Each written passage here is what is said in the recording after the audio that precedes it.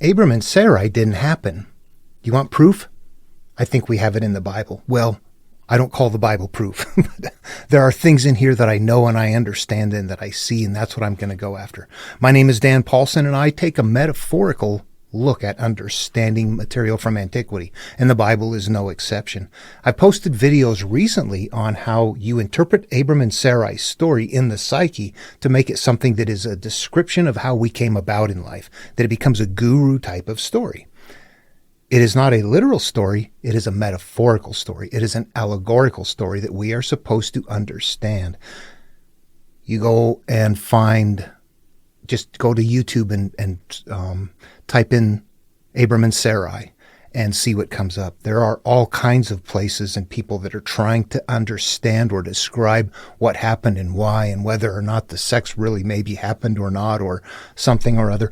And it's all allegory. They're trying to explain the story. It's almost as if you're listening to somebody talking about the tortoise and the hare, and they're insistent that the tortoise won because he kept his eyes on God, and that's all there is to it. And you're looking at them going, you don't see something in there that's different. That's a benign one. In this case, it's pretty bad. You give up your wife to somebody else and you get slaves and animals in return. Well, we got to unwrap that. That's not a value system that I'm going to follow. Hell no. Okay. That's all right, though. You go to the Bible, the book of Galatians, and guess what? Paul tells us it's allegory. Let's take a look. Okay, what I have is Galatians 1 here downloaded to my computer. This is the authorized King James Version. And basically, I'm not going to go through the whole thing. It would be a good one to go through to see what is happening. But I tend to continue to work up in Genesis because there are things originating up there that are still occurring downstream here that I want to understand. If you follow my work, you recognize these numbers that I'm popping up here, the 17, 41, that's kind of odd. I'll have to look at that. But the 3s, the 12s, there are things that are being used in the background, a numbering system being used by the Romans in the New Testament that was developed by the Jewish teachers in Genesis. And that's where all of these numbers are being farmed from up there. So that's what I'm working on. But as we get, okay, and basically, we have an announcement here. You'll always see that. That's when from antiquity, these are going around and being carried by hand. That's meant to certify it. This is who it comes from. And it may or may not. Somebody could write that and say, Paul, I am the one who did that. And it could be somebody completely different. It could be pseudonymous, somebody claiming to be Paul. But this is good information. I think that wherever this is sourced from, I'm happy with what I see here. It looks good to me. And I will say very specifically, what I mean is that as I go through and look for it, how many times does Jesus repeat in this book right here? Exactly 17 times. The Lord, 7. Ironic that we're talking about Abram and Sarai because Sarai's name is said 17 times in Genesis. Gospel, 12. These numbers, the 41 I'm going to have to look at, but the numbers are sequentially there all the way from Genesis. And Since I see those patterns in there, I know that this is coming from a source that knew what they were doing. With the numbers in here that are in here, this comes from a source that I trust. It basically tells them, you guys are doing it wrong. I've got information that's sourced from a higher place. But then he goes into this story that's kind of weird. I'm not going to go through it all right now because it's going to take too long. In fact, I'm going to go off the deep end here and just do what I use for confirmation here is I read through some of this stuff and I count things out. What I see is that if I search the book right here, the entire book of Galatians, for certain nouns and verbs that I look up, that you just see in here. Peter, that's an important one. How many times does it appear in the document? That's important. It's very specific. I'm going to contend that it's very specifically picked. They're making sure they only say it 5 times. Gentiles, they're making sure that it's only said 7 times. Circumcision, 7 times. These are all pure places. This is a place where before sin. 7, it's part of the 7-3 grid. 7-3 grid. 8 is the next step. That's where first sin is. And look what we have here. Christian to Jewish. Jew is said 8 times in here, meaning, leave that behind. That's bad. And Gentiles, gospel, all of those are green in here. What that tells me right here is I'm on target. That's what this person has got going on in the background. They're not just telling a story, By repeats, they're telling me what's good and what's bad. They're providing, a coded dictionary. It's simple, though. It's very simple. This is all we do. It's just counting and knowing what the counts are. It's not numerology. Those numerology nutcases do everybody a disservice.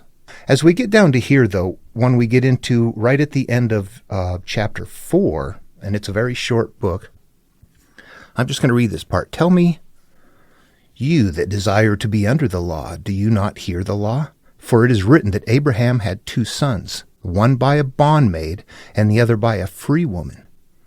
But he who was of the bondwoman was born after the flesh. Okay, so the bondwoman that gave birth to one son was from the flesh, and he of the free woman was a promise, which things are an allegory, for these are the 2 covenants, the one from the Mount Sinai, which, okay, this is going to get into some lingo that is not familiar with, that I'm not that familiar with as the Genesis stuff right now. So I want to drop away from it. But right here we see the allegorical representation, and as he's talking about the story, and we can go back and use this information now to go back and read the Abram and Sarai story again in Genesis 14 or something like that. And now we see that the bondmaid, the son coming from her, whoever that is, was born of the flesh. Yeah, okay. So anyway, what we have right there is the realization from Paul that there are things upstream that need to be interpreted. What is an allegory? I pulled that up here real quick. Allegory is a narration or description in which events, actions, characters, settings, or objects represent specific abstractions or ideas. Allegory generally operates on 2 levels as a literary device. The overt or surface narrative description is meant to have enough literary elements to be a standalone work that is interesting and or entertaining by itself. However, the emphasis of allegory is typically placed on the abstract ideals represented or symbolized by the work's literary elements. In other words, the meaning behind the surface narrative has even greater value as a literary work. Though many allegories are intended to be didactic in providing a moral, ethical, or religious lesson, not all allegories set out to achieve this goal. And in this case, definitely so. Religious allegory. I contend that the entire Bible is allegorical. Even if there are historical elements there, that doesn't matter. That just means, well, we need an element here of destruction. Look, there's Jericho. That city was destroyed. Grab that and put that in the story for the destruction. Put it all the 7s and all the numbers that we need in there. Make it like a regular destruction. You'll find that the destruction of Jericho has similar elements to the destruction of the Tower of Babel, and they both represent the same thing: the destruction of an inner belief system, where we came from, a destruction of who and what we are, to let go of our beliefs, to heal, to let go of the things that have hurt us in life. Okay, so I don't want to get into the book any deeper. As I get into into that particular Galatians, the allegory is there. So the story is this: Abram and Sarai get put in famine. God leaves. I just put up a video on this. It represents something on the inner path, okay? There's a teaching, don't lay yourself up treasures on earth where moth and dust corrupt, but lay them up in heaven. If we knew what that meant, that means transition it from outward looking to inward looking. You were going to take these stories and play them out in the psyche. That's where they belong. And these become elements of us. Abram is my conscious self. God who disappears is my higher awareness, who leaves for a period of time as I'm living life just being corrupted by life experiences. And that's what's happening right there. That's what that represents. That Sarai picking up, Sarai intermingling with Pharaoh represents our inner self picking up characteristics from our life experiences. Pharaoh represents our life experiences. And we're gathering up the things that are along the way.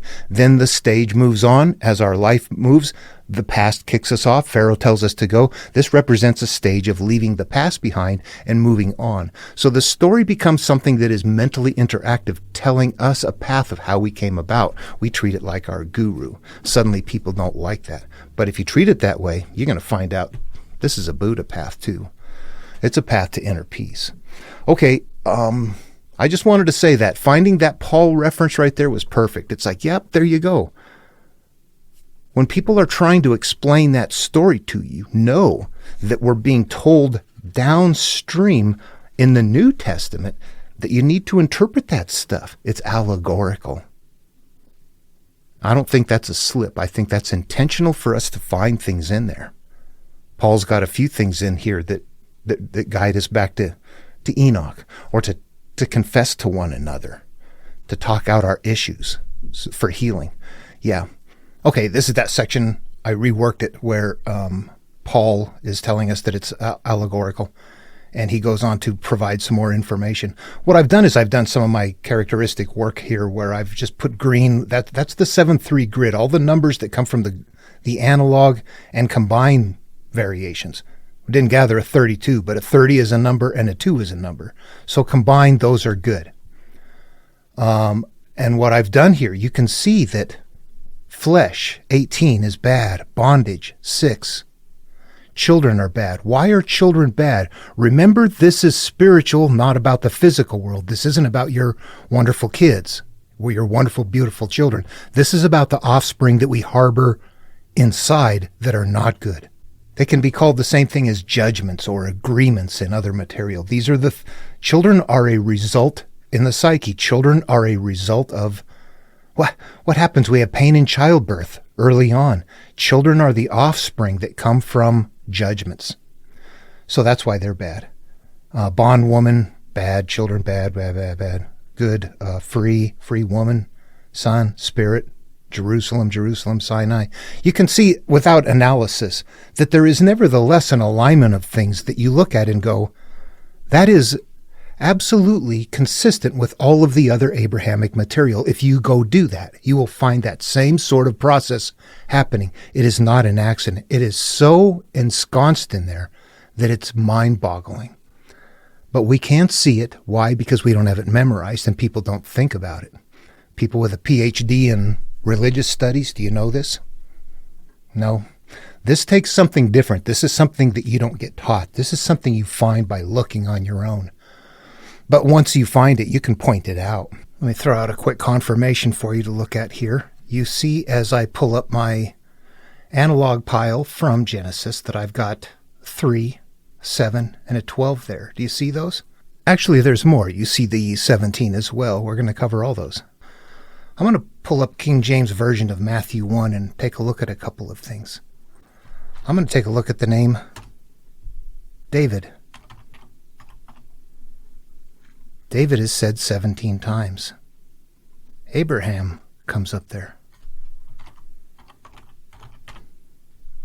Abraham is said 7 times. Judas.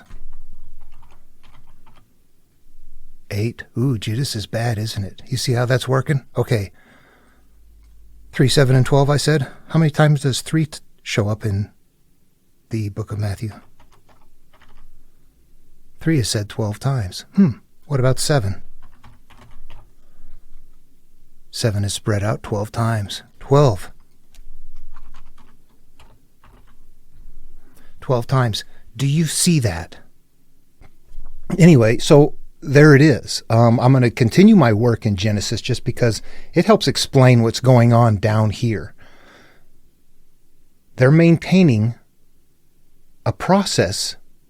I don't know if they've modified it over the years, but they're maintaining a process that was established 3,500 years ago in Genesis as far as collecting analogs and repeating a sequence and using numbers to do it, and then hiding the numbers by repeating names that are meant to be good that amount of times within that book or within that chapter.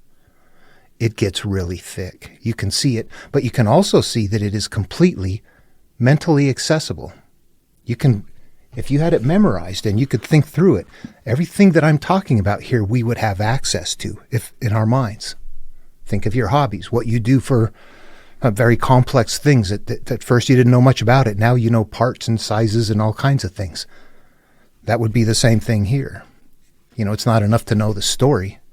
No, I always try to correct the one out of here. Noah in Genesis is said 41 times during the flood. And I'm thinking that should be 40. What is 41? Maybe 41 is important. Maybe 41 can't be right. I don't know why. And you know what? Let me qualify that Noah one because I haven't done it on this video. What I see is Genesis has been modified. There are 2 creation stories. One of them is the 7-day creation story, and then there's the 5 river and Adam and Eve are created and naked, unashamed in the Garden of Eden in the second one. At the end of the flood, or when it's time for the flood, that ends, I'm going to contend, the first template, with the human life cycle template. And then what happens is there is a calling that happens for the people that are going to go inward. You become Noah. There are 2 callings for Noah. And you can tell right there that there's something different going on. There's one where you can tell it would have aligned with the second creation story where there wasn't the 7 days in there. And he's told to bring 2 pairs of everything. But then we have the addition of the 7-day story. And then we see a second calling of Noah where he's told to bring 7 pairs. So both of those callings are left in there. One of them he's not told to bring 7 pairs, and one that he is. That's the only time you're going to find somebody being called twice. You look right there and go, oh yeah, there's an overlap that happened right there. If you know how to, if you interpret it and see something different going on. Also, if you go to the Septuagint, which is the Greek version of the Torah, you will find that the 7-3 grid does not start that way. It's going to say 6 days twice. No, 6 days once and then 7 day twice. But also, Noah's name only appears 40 times. They've removed one of them out to make it 40. So if you look at Bibles right now, that's why I say I struggle with that 40-41. I can see conflict in what's happened, and I don't have it quite nailed down what is exactly happening or whether that should be a 40 or a 41. That's why I say that right there. There's reasons for me saying that. But you know what? You get down here and Jesus is 41 times in Galatians. And I don't know why that is. There's still things that are nebulous to me. Repeats and cycles, things going on that I can still see them happening. And I go, what is that doing? What is that weird name combination? What is this cyclical thing that's repeating this exact amount of times right here and then right here?